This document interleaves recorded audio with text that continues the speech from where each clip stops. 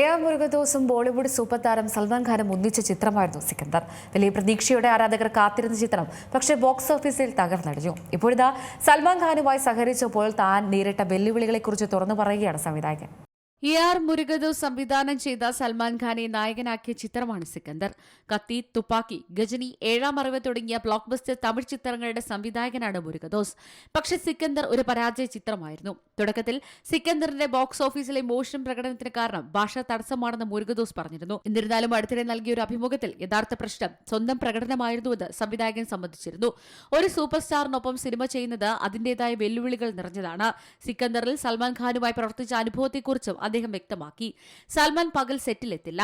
ഇതിനാൽ തന്നെ രാത്രിയിൽ പകൽ രംഗങ്ങൾ പോലും ചിത്രീകരിക്കാൻ നിർബന്ധിതമായി.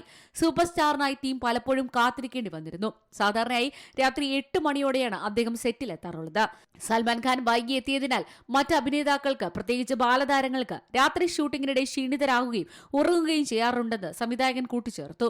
സ്കൂളിൽ നിന്ന് വീട്ടിലേക്ക് വരുന്ന കുട്ടികളുടെ ഒരു രംഗമെടുത്തത് പുലർച്ചെ 2 മണിക്കായിരുന്നു. 200 കോടി രൂപ ബജറ്റിൽ നിർമ്മിച്ച സിക്കന്ദർ 22 ദിവസത്തിനുള്ളിൽ ലോകമെമ്പാടുമായി 184.6 കോടി രൂപ മാത്രമേ നേടാൻ കഴിഞ്ഞുള്ളൂ. ഇത് സൽമാൻ ഖാന്റെ കരിയറിലെ ഏറ്റവും നിരാശാജനകമായ ചിത്രങ്ങളിലൊന്നായി മാറുകയും ചെയ്തു. Entertainment desk, C Malayalam news. ഏറ്റവും പുതിയ വാർത്തകളും വിശേഷങ്ങളും വിരൽ തുമ്പിലറിയാൻ സി മലയാളം ന്യൂസ് എല്ലാ ഡിജിറ്റൽ പ്ലാറ്റ്ഫോമുകളിലും ലഭ്യം.